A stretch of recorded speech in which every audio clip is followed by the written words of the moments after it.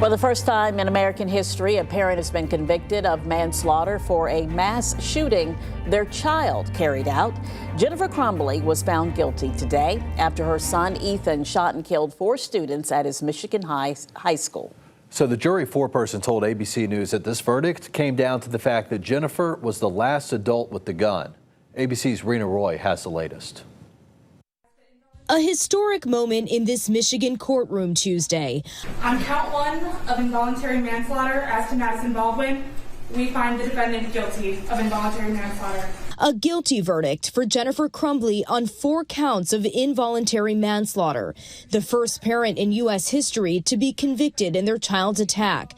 Crumbley closing her eyes as the verdict was read. Moments later, she was cuffed and led out of the courtroom with her head down. A jury of 6 men and 6 women coming to the decision after roughly 11 hours of deliberation over the course of 2 days and 2 weeks of testimony. Crumbley had pleaded not guilty after her son Ethan opened fire at Oxford High School in 2021, killing 4 classmates and injuring 7 others. Families of the victims inside the courtroom. Craig Schilling, whose son Justin was killed, reacting to the verdict, asked what he would say to Jennifer Crumbley. Wouldn't have to go through any of this if you would have just done your job as a parent.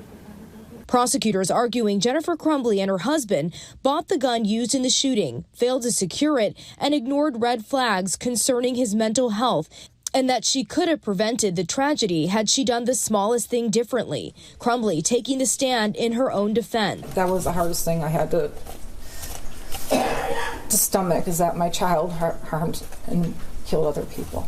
I wish he would have killed us instead. The defense saying any other mother could have easily been in her shoes and she never could have known her son was a threat.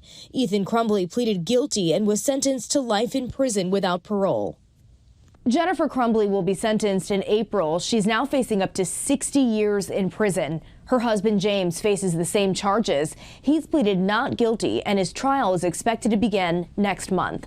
Rena Roy, ABC News, New York.